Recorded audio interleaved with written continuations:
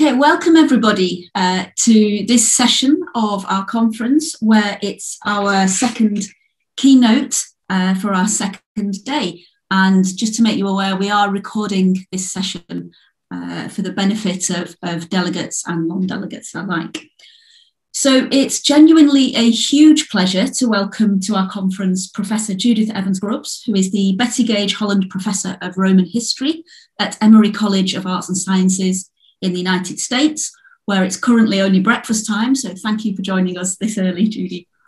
Professor Evans Grubbs is extremely well known to all the ancient world scholars at this conference, as she's a world-leading scholar of Roman law, family, women, childhood and slavery, widowhood and orphanages across the Roman and late Roman world. And as well as being a prominent figure in any conference relating to these topics and a mentor to other scholars, she's published some of the most groundbreaking and seminal works around these subjects over the past few decades. For instance, her 1995 book, Law and Family in Late Antiquity, the Emperor Constantine's Marriage Legislation, along with her 2002 book, Women and Roman Law in the Roman Empire, a source book on marriage, divorce and widowhood, together are the starting point, serve as the starting point for researchers of many different aspects of women and children's lives in the Roman and indeed the pre-modern world, as well as being the cornerstone of any student's Roman social history reading lists.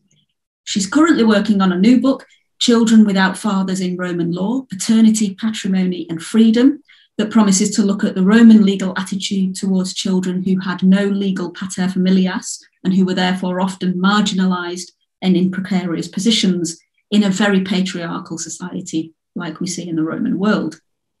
And it's testament to Professor Evans Grubbs' expertise and talents that she's now turning her hand to understanding the lives of and attitudes towards orphans, orphanages and foundlings in literature from Byzantium to 18th and 19th century England and North America. And she's going to address us today on this topic with the title Obscure, Plain and Little, Orphan Girls in 19th and 20th Century Literature. So over to you, Judy. Thank you very, very much. It is a really great honor to speak at the 2021 conference, Children and Youth Speaking Up and Speaking Out, sponsored by the Children's History Society and Manchester Center for Youth Studies at Manchester Metropolitan University. I want especially to thank Dr. April Pudsey of Manchester Metropolitan for inviting me. It has been really fascinating for me as an ancient historian to watch and listen to the speakers at this conference and to learn about children and young people of recent times who have spoken out and exercised choice and agency. My own research, as April said, centers on marginalized children in the Roman world, that is, mostly foundlings and enslaved children, and the intersection between them in antiquity, since foundlings who survived were almost always reared as slaves in others' households. And April spoke about this yesterday in her talk. As someone who is definitely not a scholar of modern history or literature, it may well appear strange and rash for me to choose the topic on which I am speaking, and I hope you will forgive any mistakes I make or misapprehensions that I hold about a subject on which I am far from an expert. But I have to say that I have rarely enjoyed preparing for and writing a paper as much as this one, and rereading some of the favorite books of my childhood and youth has been very therapeutic for me over the past year. My title is drawn from one of the most famous scenes in Jane Eyre, where Jane angrily reproaches Rochester for his heartlessness in flaunting his relationship with the beautiful Blanche Ingram, whom Jane assumes he plans to marry.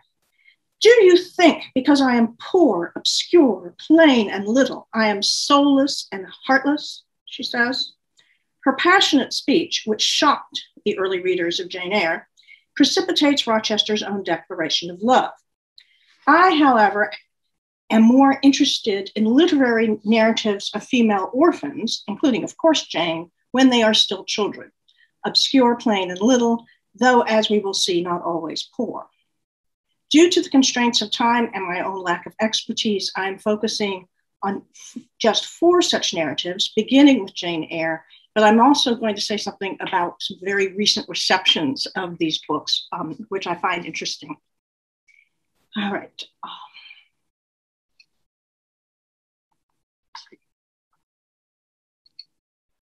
Yes. Although Jane Eyre is considered an adult novel, unlike the others I will discuss, many of us, myself included, first read it as a preteen or young teen. And as Dr. Sonia Nevin has shown, Charlotte Bronte was always a prolific author, even when still in her teens, along with her brother and sisters. The first edition of Jane Eyre was published in 1847. The second edition was dedicated to William Makepeace Thackeray, author of Vanity Fair, a novel about another penniless governess, Becky Sharp, who makes choices quite different from the ones that Jane makes. Jane Eyre is the quintessential orphan who lies behind many other stories of orphan girls that came after her. She does speak in her own voice, a fictional voice, but a very real one. Today, I want to focus on only the first fifth of the book, where Jane recounts the events of her childhood and youth, rather than talking about the most famous part of the novel, where she goes to Thornfield as a governess and falls in love with her employer, Mr. Rochester. Indeed, the first part of the novel is much the most compelling and disturbing, as Jane speaks of the emotional and physical abuse she received as a young child because of her friendless orphan state. From the very beginning of the book, we learn that the 10-year-old Jane is considered unattractive and bad-tempered and is excluded from the family group of her aunt and three cousins. The widowed Aunt Reed had grudgingly taken on Jane after her parents had died, but is not related to Jane by blood. Jane is the daughter of Mrs. Reed's late husband's sister and Jane knows nothing of her father's side of the family, except that it was supposedly beneath that of the Reed side. Jane's father was a poor clergyman, and both parents died of typhus fever within a month of each other. We also learned that Jane loves to read, as in fact most orphan girls in literature do. Jane's 14-year-old cousin, John Reed, is overweight and overindulged by his mother. He is a bully who likes to kill small birds and enjoys tormenting Jane by throwing things at her. Rereading the book recently, I saw what I had not seen as a 12-year-old. Bronte implies that John Reed not only hits Jane, but probably also sexually abuses her. Jane can't fight back physically, but can do so verbally. "Wicked and cruel boy," I said. "You are like a murderer. You are like a slave driver. You are like the Roman emperors." I had read Goldsmith's History of Rome and had formed my opinion of Nero, Caligula, etc. Also had drawn parallels in silence, which I never thought thus to have declared aloud. For her insolence as a victim, Jane is sentenced to a harrowing punishment. She is locked up in the Red Room. She is taken there by two servants, one of whom tells Jane that she, Jane, is less than a servant because she doesn't even earn her keep, and the only thing preventing her from the poorhouse is the kindness of our aunt. The Red Room is so called because of the color of its furnishings, but it is also a domestic hell, a place of death, where Jane's Uncle Reed had died 9 years earlier. As it grows dark, Jane imagines that her deceased uncle is one of the restless dead, revisiting the earth because his dying wish that his wife bring up Jane as her own child has not been obeyed. Jane screams to be let out, and when her aunt refuses, she has a fit and falls unconscious. This leads to the summoning of a sympathetic apothecary who asks if she would like to go to school. After the scene in the Red Room, Jane's aunt keeps her away from her cousins, telling them that she is not worthy of notice and they should not associate with her. Upon hearing this, Jane shouts, "They are not fit to associate with me." When her aunt responds furiously to this, Jane says, "What would Uncle Reed say to you if he were alive?" "What?" said Mrs. Reed under her breath. Her usually cold, composed gray eye became troubled with a look like fear. She took her hand from my arm and gazed at me as if she really did not know whether I were child or fiend. I was now in for it. "My Uncle Reed is in heaven and can see all you do and think. So can Papa and Mama. They know how you shut me up all day long, and you wish me dead." Mrs. Reed soon rallied her spirits. She shook me most soundly. She boxed both my ears, and then she left me without a word. And so Jane is sent to Lowwood School. As is well known, Lowwood was based on Charlotte Bronte's own experiences at the Cowan Bridge School, where her two older sisters died. In the book, Lowwood is run by the stingy and self-important Mr. Brocklehurst, who does not believe in giving the students decent food or attractive clothes. Because they do not get enough to eat, the older girls bully the younger ones and take their food, so Jane often goes hungry. The older girls also hog the places around the fire, so Jane is usually cold. She is publicly shamed by Mr. Brocklehurst on one of his visits to the school when he makes her stand by herself all day and tells the school that she was an ungrateful and duplicitous child to her aunt. She is broken with humiliation, but later comforted by the gracious teacher, Miss Templeton, and by a sweet-tempered older girl, Helen Burns. Jane is sure that she is now despised by the other students, but Helen tells her the contrary is true. Because Mr. Brocklehurst is so hated, Jane's shaming at his hands has brought her sympathy from the other girls, whereas if she had been a favorite, they would have disliked her, too. A typhus epidemic hits Lowwood School, and many die, as we know that Charlotte Bronte's two older sisters died at Cowan Bridge, which led to Mr. Bronte bringing Charlotte and Emily back home to Haworth. Jane does not get to leave Lowwood in the book, but things do improve after the scandal of the typhus epidemic breaks. Unfortunately, her dear Helen dies not of typhus, but of tuberculosis. Nevertheless, Jane persists in her learning, and after 8 years at Lowwood, she is accomplished enough to seek and obtain a position as a governess, the best a young woman without family or fortune could hope for at this period. Thus begins the adult stage of Jane's life, though we should note that she is still only 18 years old. Jane Eyre is rightly considered one of the greatest works of English literature and has influenced numerous other works, from Daphne du Maurier's Rebecca to Jean Rhys's Wide Sargasso Sea. Here, I would like to just briefly note one of the most recent Jane-inspired books, the 2016 novel by the American writer Lindsay Fay, entitled Jane Steele. Like Jane Eyre, Jane Steele is the first-person narrative of an orphan who must make her way as a governess in Victorian England and who eventually marries her pupil's guardian. In Jane Steele, he is called Mr. Thornfield, thus reminding us of Mr. Rochester's Thornfield Hall. Each chapter of Jane Steele is prefaced by a quotation from Jane Eyre, and the narrator tells us immediately that, "I have been reading over and over again the most riveting book titled Jane Eyre, and the work inspires me to imitative acts. I relate to this story almost as I would a friend or a lover. At times I want to breathe its entire alphabet into my lungs, and at others I should prefer to throw it across the room." The story of Jane Steele, however, does differ in several significant ways from that of Jane Eyre. Most importantly, Jane Steele is a serial killer, thus explaining the book's subtitle, A Confession. Each of her murders is to some degree excusable, or at least understandable, beginning with her first, the apparently inadvertent killing at the age of 9 of her repulsive cousin, Edwin. And Edwin is like Jane's cousin, John Reed. Edwin stalks Jane and exposes himself to her in a carriage and ultimately entices her on a walk where he attacks her and tries to rape her. Jane manages to fight him off, and shortly afterwards, she gives him a powerful shove in the chest, and he falls back into a conveniently located ravine and breaks his neck. "Reader, I murdered him," she declares. She gets away with it and agrees to be sent away to the Lowwood Bridge boarding school, a name that evokes not only Jane Eyre's Lowwood, but also the Cowan Bridge School, which Charlotte and her sisters attended. Lowwood Bridge is run by the despicable Vesalius Munt, a lustful and sadistic man who makes Jane Eyre's Mr. Brocklehurst look like Albus Dumbledore by comparison.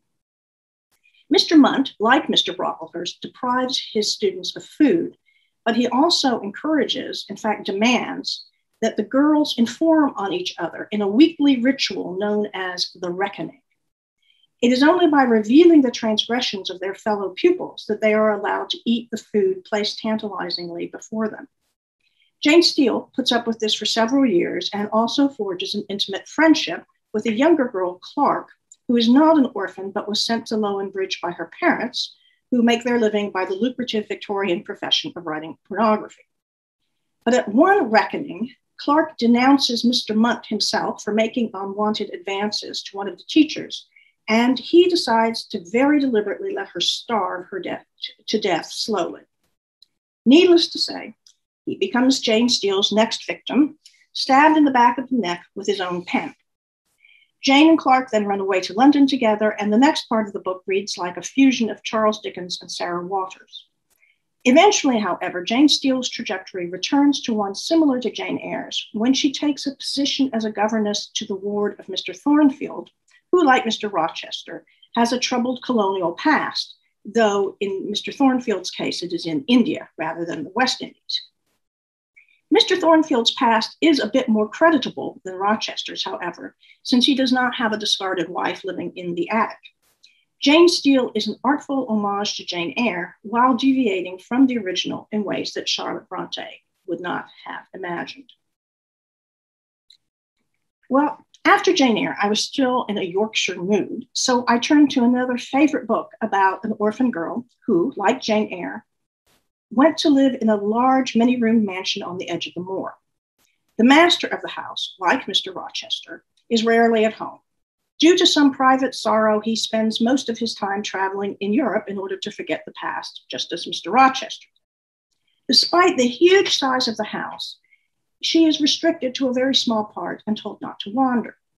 But at night, she sometimes hears a cry, and gradually she comes to realize there is someone else in the house, someone whose existence has been kept secret from her because it is a source of unhappiness and shame to the master.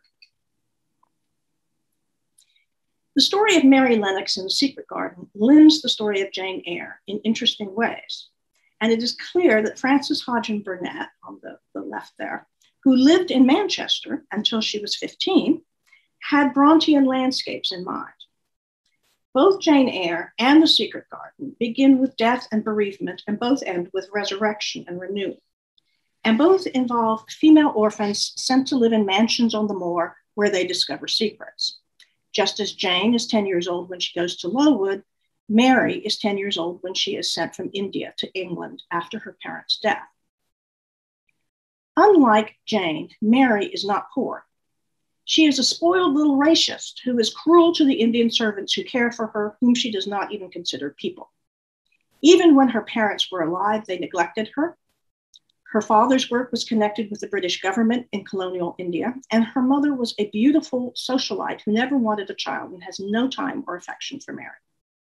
Indeed, it is Mrs. Lennox's frivolous nature that is responsible for her death, and by implication, for the deaths of many others in the household.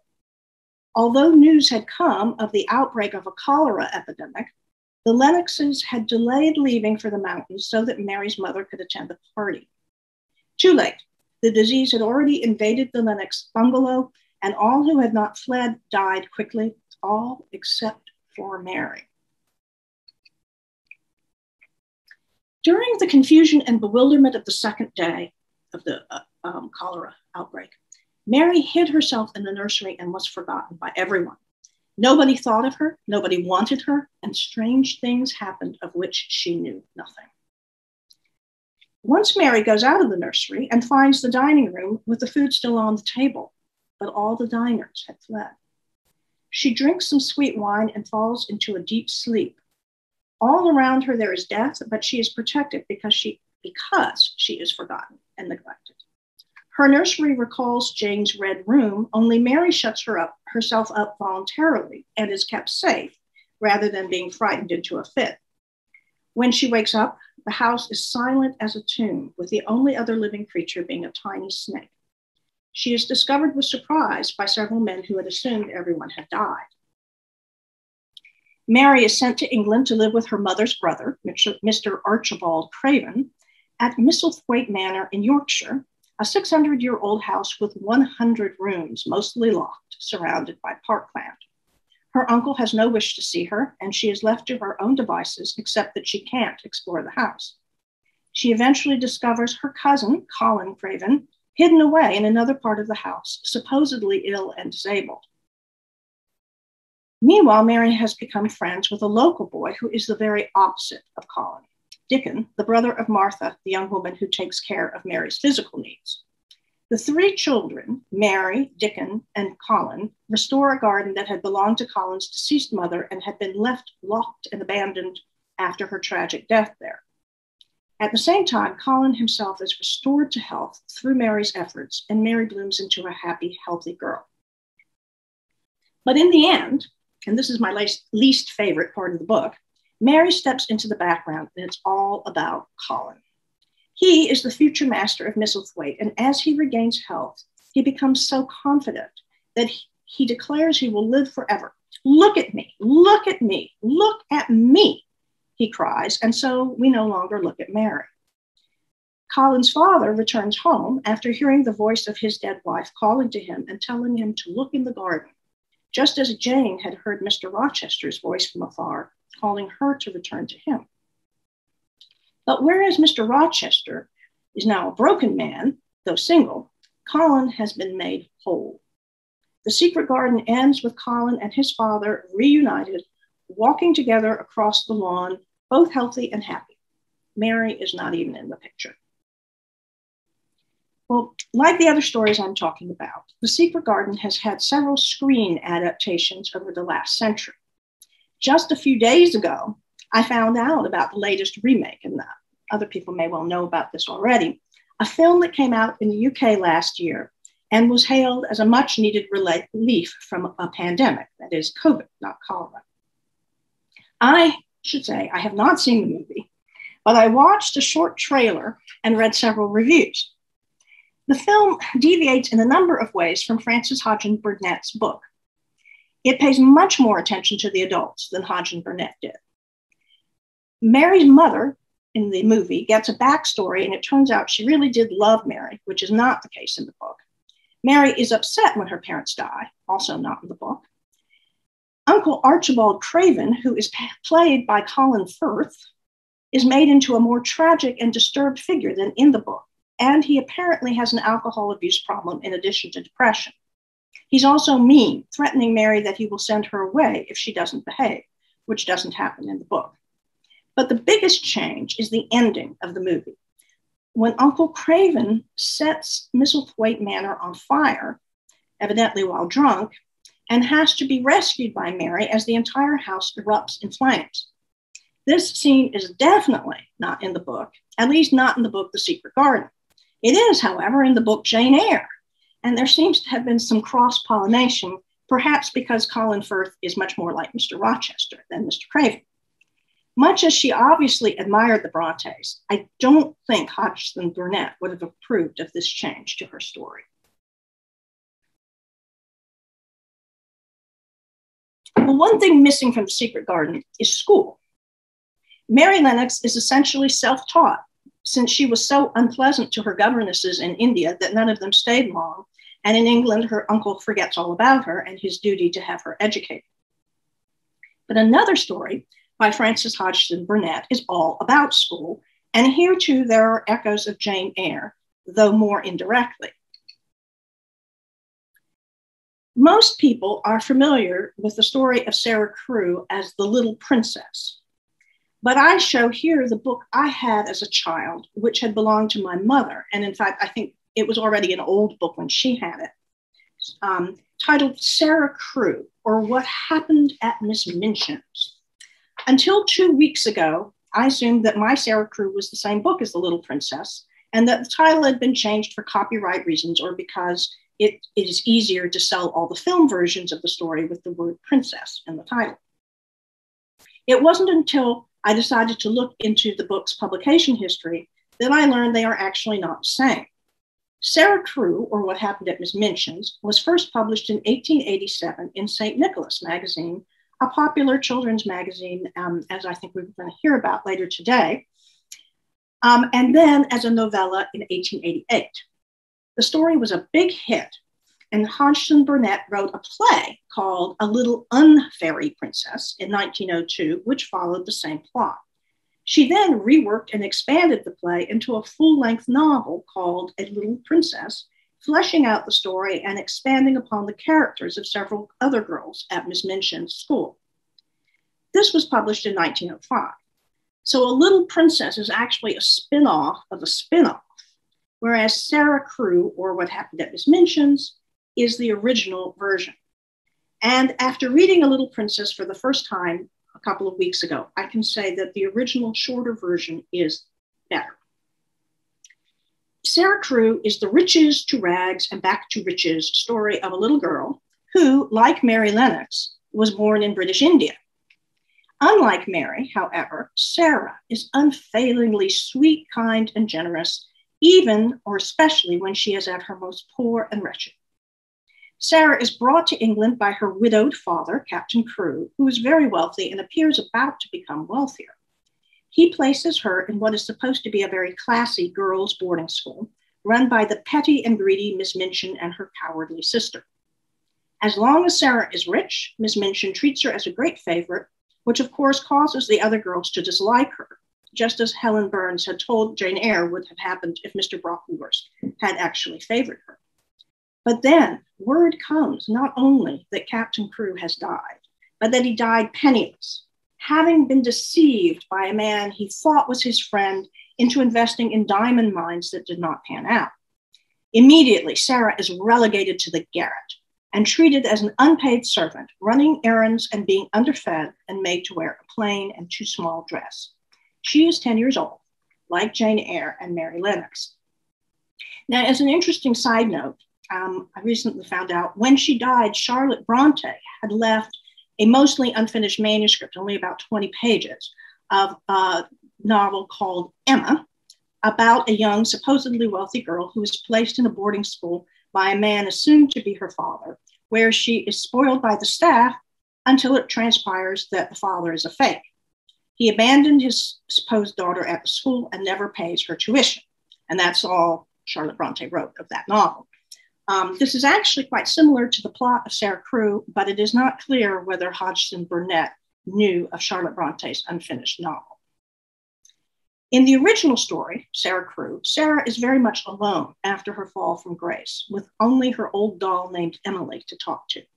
In A Little Princess, the rewrite, a new character is introduced, a downtrodden servant girl named Becky, who lives in an adjoining room in the garret and shares Sarah's tribulations. But Becky, who worships Sarah, clearly belongs to a different class, even if they are, for the moment, both equally poor. I will say that class distinctions are extremely big in Sarah Crewe. Even in her degraded, powerless state, Sarah makes Miss Minchin nervous. Unlike Jane Eyre or Mary Lennox, she does not shout or lose control. Instead, she just looks solemnly and knowingly at Miss Minchin when Miss Minchin scolds her unjustly. Something she saw in Sarah's grave, fixed gaze at this moment made her turn on her fiercely. "What are you thinking of?" she demanded. "Why do you look at me like that?"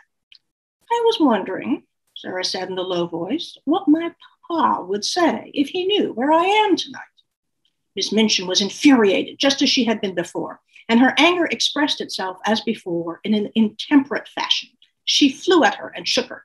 "You insolent, unmanageable child," she cried. "How dare you? How dare you?" If this sounds familiar, it is because it is straight out of Jane Eyre, when Jane temporarily unnerves her Aunt Reed by asking what Uncle Reed would think if he knew how Jane was being mistreated. Shame is the most powerful weapon the parentless child can use against an unkind guardian. In the original version, Sarah's fortunes reach their lowest point on a rainy afternoon when she is repeatedly sent on errands, cold, wet, and hungry, because Miss Minchin has punished her by withholding her dinner. Miraculously, she finds a 4-penny piece in the gutter and then sees a bakery just in front of her. As she crosses the street to the shop, she sees another child. It was a little figure, more forlorn than her own, a little figure which was not much more than a bundle of rags, from which small, bare, red, and muddy feet peeped out, only because the rags which the wearer was trying to cover them with were not long enough. Above the rags appeared a shock head of tangled hair and a dirty face, with big, hollow, hungry eyes. Sarah knew they were hungry eyes the moment she saw them, and she felt a sudden sympathy. "This," she said to herself with a little sigh, "is one of the populace, and she is hungrier than I am." Even in her own famished state, Sarah still has enough class consciousness to consider herself different from this girl of the populace.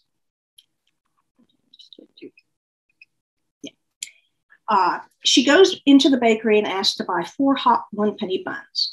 The woman in the shop feels pity for Sarah and gives her 6 buns instead.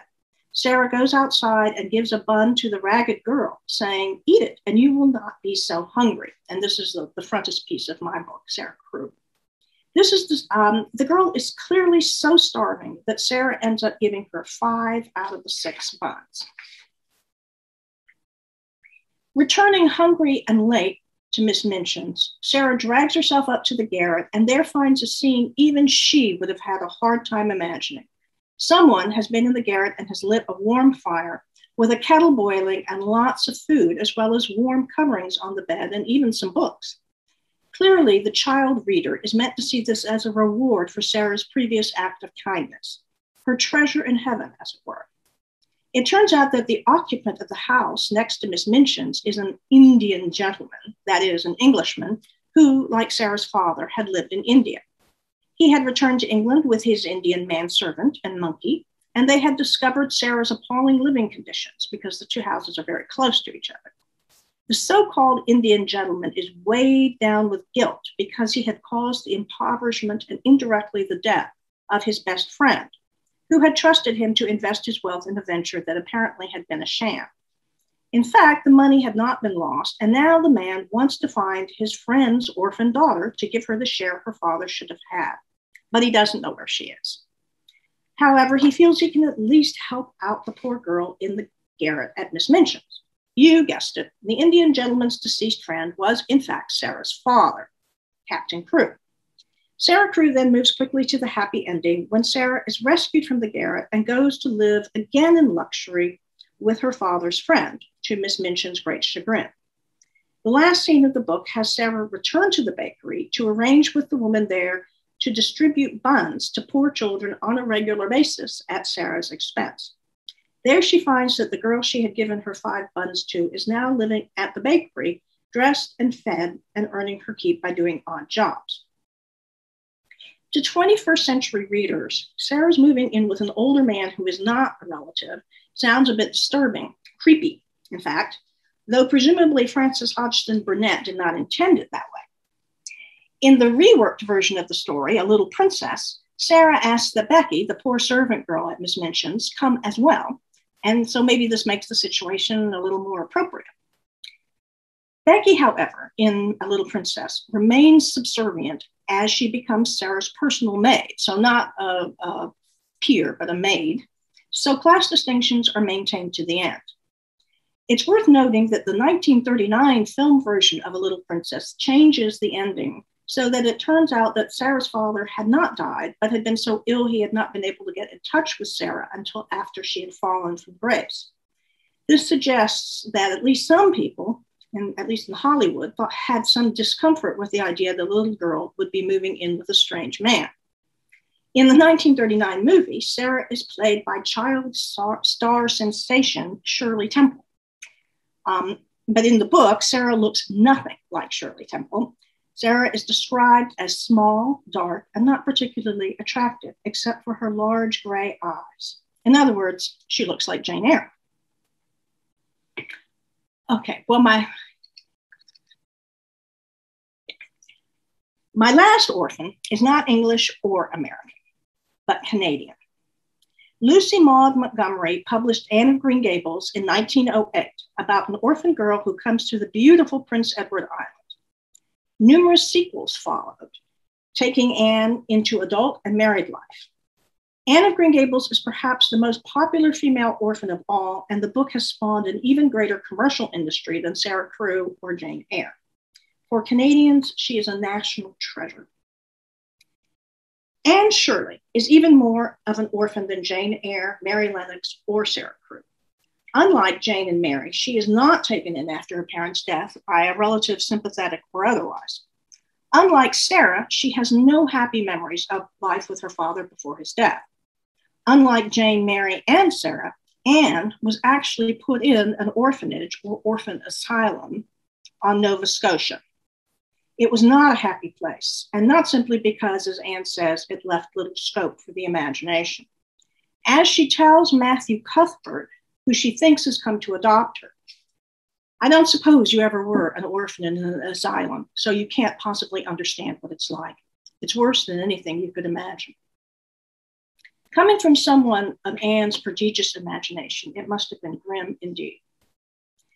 In fact, Anne was only at the orphanage for 4 months. Before that, she had lived with 2 families, but not as a part of the family, rather as an unpaid nursemaid.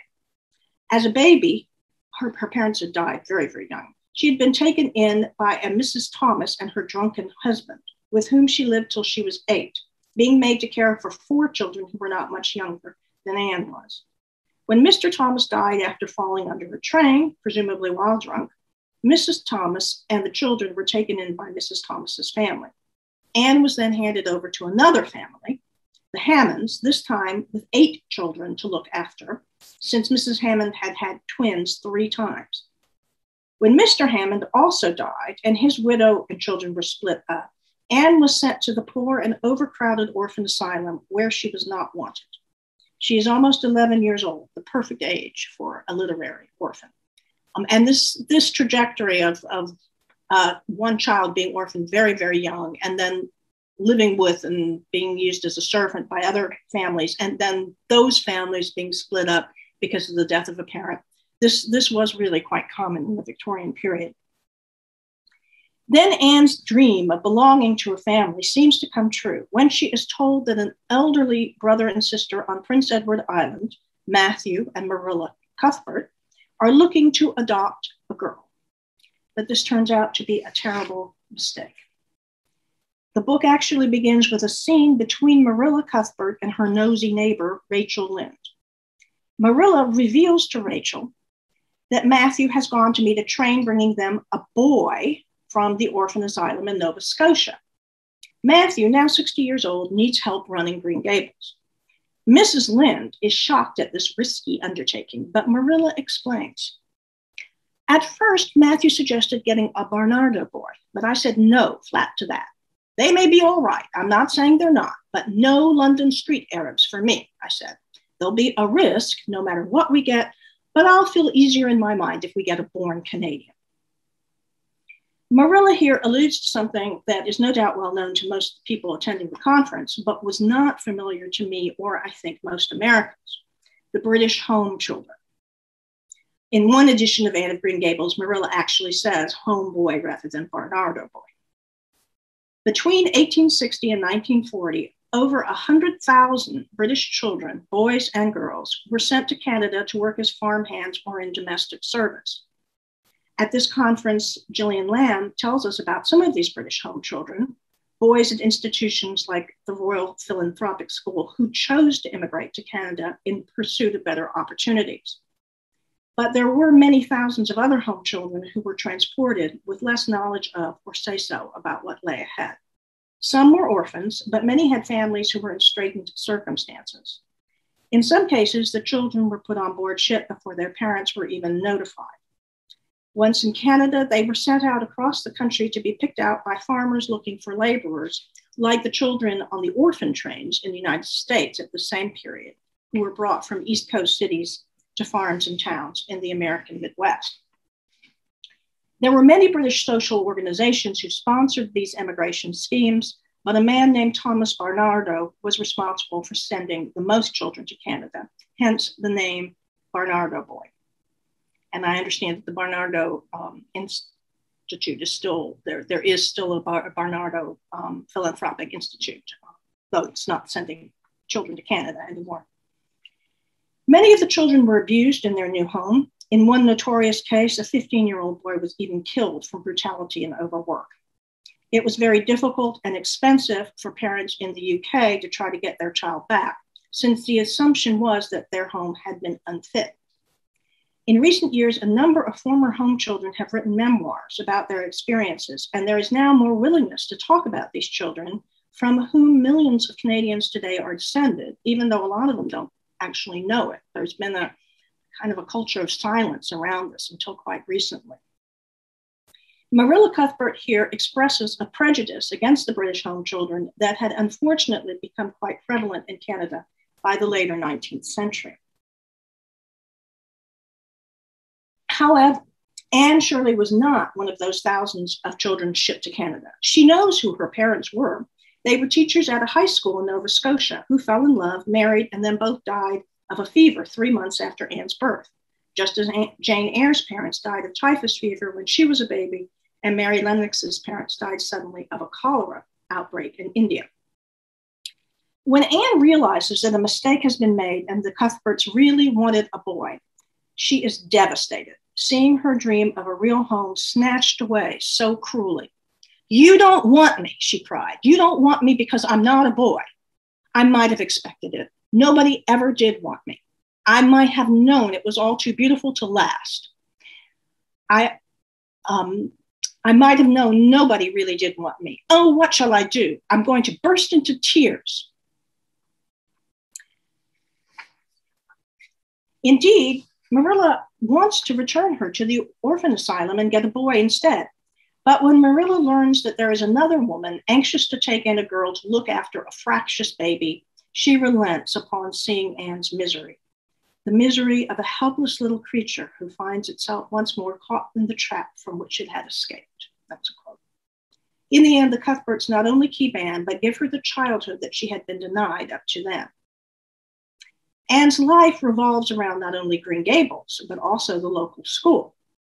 Unlike the schools that Jane Eyre and Sarah Crewe attended, the Avonlea School is not residential and is for both boys and girls, making it much more familiar to American children, and I expect also Canadian children, than Lowwood or Miss Minchin's. Like Jane and Sarah, Anne excels at schoolwork, but has some initial problems with socialization. She's highly self-conscious about her red hair, which she considers the bane of her existence. When the handsome Gilbert Blythe tries to flirt with her, Anne ignores him, and he makes the fatal mistake of reaching over to pick up one of her braids and saying, "Carrots, carrots." All of Anne's hopes for a shiny new start at Avonlea School are dashed, and she reacts impulsively. "You mean hateful boy," she exclaimed passionately. "How dare you?" And then whack.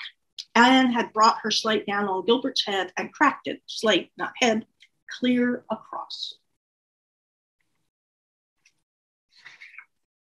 Anne's words to Gilbert recall Jane Eyre's to her abusive cousin John, "wicked and cruel boy." But Anne does not compare Gilbert to Roman emperors. Instead, she is the one to resort to violence. The teacher, Mr. Phillips, is no Mr. Brocklehurst, but his response is to inflict the same penalty on Anne as Brocklehurst had when he sadistically singled Jane out for her allegedly ungrateful behavior toward her aunt. "Anne, go and stand on the platform in front of the blackboard for the rest of the afternoon." Like Jane, Anne is humiliated and mortified, but her punishment wins her the sympathy and support of the other students, except for mean girl Josie Pye, especially Gilbert, who apologizes afterwards in vain. From now on, Anne has a love-hate, on-again, off-again relationship with Gilbert Blythe. Eventually, of course, she marries him, but it takes many years and at least 2 other books for this to happen. On the other hand, Anne has intense, meaningful relationships with several other females, especially Diana Barry, who is her bosom friend with whom she swears eternal friendship and loyalty. However, do not read any homoerotic attachment into Anne and Diana's connection, or you will bring down the collective wrath of Canada on you as swiftly as Anne's slate fell on Gilbert's head. There was a big bosom friend affair of about 20 years ago when a woman with the paper that a scholar was giving at a scholarly Anne of Green Gables conference was got hold of by a member of the press, and who wrote that she was making Anne into a lesbian. Got people really outraged in Canada. Anne of Green Gables also has inspired a number of televised versions, not to mention a huge number of Anne dolls, toys, and paraphernalia, and a thriving tourist industry on Prince Edward Island. I'd like to finish this talk by noting just the most recent and most intriguing of Anne's incarnations. The TV show Anne with an E ran from 2017 to 2019 on the Canadian Broadcasting Corporation and Netflix. The title, Anne with an E, refers to Anne's insistence in the book that her name be spelled with an E at the end. The TV show's theme song says, "You're ahead by a century, Anne." And this is indeed an Anne Shirley for the 21st century. The series is still set around 1900, and characters familiar from the book are all there. But in many cases, they are given a considerable backstory that L.M. Montgomery did not provide, and other characters are introduced to increase the diversity of Prince Edward Island beyond what appears in the books. Moreover, the show brings in situations which no doubt existed in early 20th century Canada, but are absent from the book, weaving them into the book's storylines. For instance, in the TV show, Anne gets her period, which obviously would have happened to a girl of her age, and is horrified at the thought that she is, as Marilla puts it, having her womanly flowering and on the way to adulthood. This isn't in the book, but it actually really is very much in character with what you would expect. To cheer her up in the TV show, Marilla suggests that she have Diana over for a grown-up tea party while Marilla and Matthew are away. And as every reader of the book knows, this leads to an all too grown-up consequence, as Anne mistakenly gives Diana a great deal of Marilla's homemade currant wine instead of the raspberry cordial she was supposed to be offering. And Diana gets very drunk, thus unfortunately reinforcing some of the ugly stereotypes about orphanage children that narrow-minded people like Rachel Lynde held. Anne with an E, in fact, dwells much more on Anne's orphanage past than Anne herself does in the book. The TV Anne has vivid flashbacks of her traumatic time there, which explain, as the book does not, why she was so reluctant to talk to Matthew about it. More is also made of her former employer's drunkenness, a topic that Anne's school friends and parents consider shockingly indelicate for a young girl. Diana's wealthy and sophisticated Aunt Josephine Barry from Charlottetown, who is a peripheral character in the book, is given more attention in the TV show, where she is a lesbian who has just lost her lifelong partner, with a large house in Charlottetown that is a center for artistic bohemian types. Anne with an E also introduces the character of a gay friend of Anne's named Cole, who is bullied by his fellow Avonlea schoolboys, but discovers there is a much more welcoming world in Charlottetown. I can't help wondering if this is attributing a bit more sophistication and tolerance to the provincial capital than it actually had in 1900. Gilbert Blythe also gets more attention than in the book. He leaves Avonlea in the TV show to escape from farming and finds work on a coal boat, coal hauling boat, where he makes friends with a man from Trinidad named Sebastian, or Bash, from whom he learns that although slavery has long been abolished in the British West Indies, its legacy still plays a poisonous role. Bash accompanies Gilbert back to Canada, and we learn that Prince Edward Island has a Black community called the Bog because it is located in a very unhealthy area. And I don't know how historical that is. In the show's third season, the themes become even darker and quite up to date. An Avonlea boy, the leader of the bullying against Cole, attempts to sexually assault Josie Pye and then invents stories about her after she rebuffs him, which leads in the TV show to Gilbert Blythe reading out a denunciation of such behavior that resonates with the Me Too movement, but may have been considered a bit strange in 1900. Finally, and most disturbingly, there is a storyline involving a local First Nations community, the Mi'kmaq, and in particular, the character of Caquette, a girl a little younger than Anne. Caquette is sent to a residential school for Indigenous children, runs away, and is forced to return, where she is abused and prevented from communicating with her parents. Anne comes to the school to find Caquette, but is refused entrance. Unfortunately, the series was canceled in 2019, and we never get a resolution of this storyline. But we can have an idea, especially after the very recent discovery of a mass grave of 215 child burials at another such residential school in Canada. Needless to say, I'm not trying to rag on Canada by any means. All of these issues are as relevant to American history as to Canadian history. And if I have spent an excessive amount of time on the show Anne with an E, it is because it does try to be relevant and informative to young viewers today. Moreover, in the TV show, Anne frequently quotes from her favorite book, which is none other than Jane Eyre, And the title of each episode in season 1 is a short quotation from Jane Eyre. In the book, Anne of Green Gables, Anne is a voracious reader and shows familiarity with Walter Scott and Tennyson, among others, but not Charlotte Bronte. That seems to be an invention of the television show in order to point out both Anne's orphan status and to give her a literary pedigree. Okay, well, I will end here, aware that my time is up. There are certainly themes that could be found in all of these works.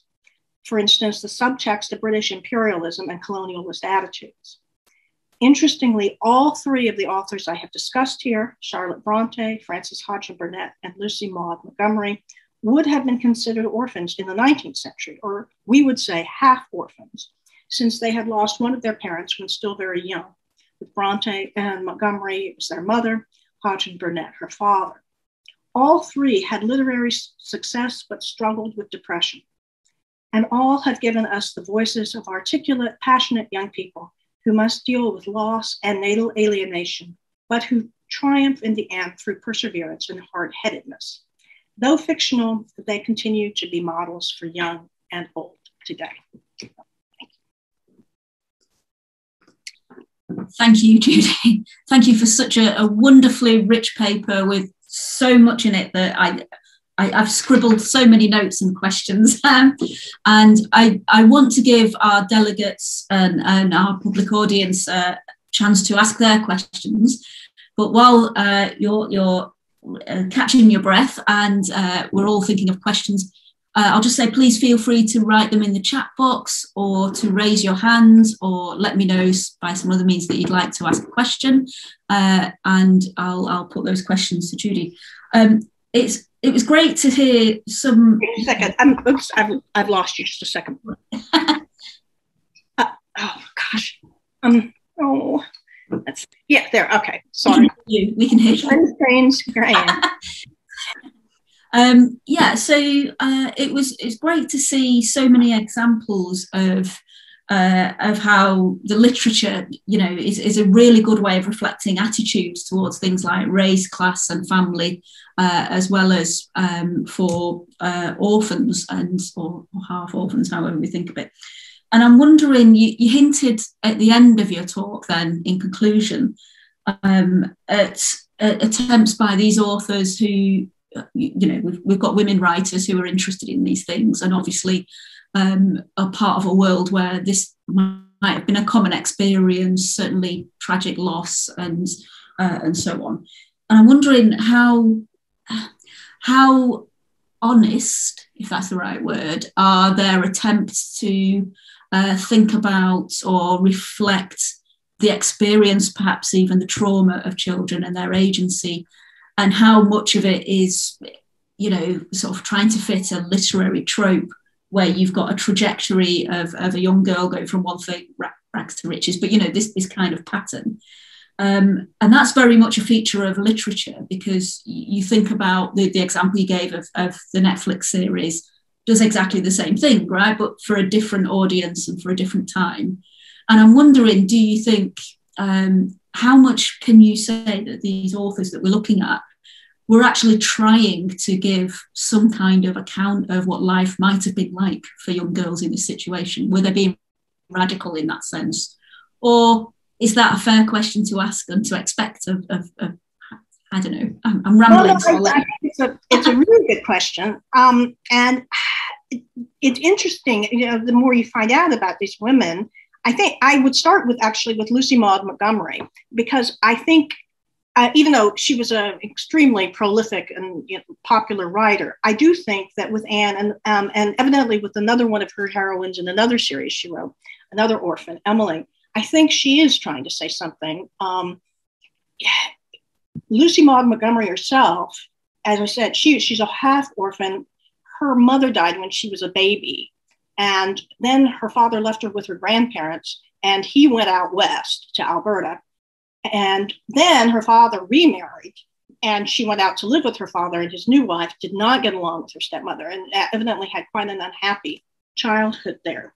And I think that, yes, she's come up with the story and of an engaging little girl and her adventures. And after the beginning, in the book, there's still a lot of echoes of her orphanhood. The townspeople are a bit suspicious about her. I mean, she has to prove herself. But the book does, eventually turn into just adventures of this engaging, imaginative little girl. But I do think that probably Montgomery was trying to say something, about the situation of orphans and the fact that, and again, this is something I just recently found out about, but there were so many of these children, homeless children, orphanage children, or the British home children. It was a feature of, even small towns that you would have these children coming to work for you. So I think that she is, I don't mean that she's a great social commentator, radical, but I think she was trying to say something. As for Charlotte Bronte, who's incredibly imaginative, well-read, thoughtful, it's pretty well accepted that much of what she says about Lowwood School goes back to her experiences at Cowan Bridge, although according to her biographer, Mrs. Gaskell, Charlotte was surprised that so many people, contemporary readers, figured she was talking about Cowan Bridge. But, she made things much grimmer and all. But I think that there's, again, a realization, yes, it is a literary trope, orphan, at loose in the world, but that there were, she did put some of her own trauma in there. As for Frances Hodgson Burnett, that's the hardest because I think she is more consciously, she's writing popular books and she is drawing on tropes.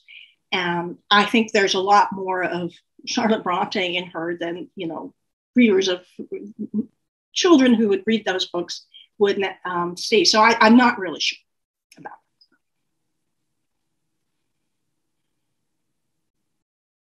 I think there's some question in the chat.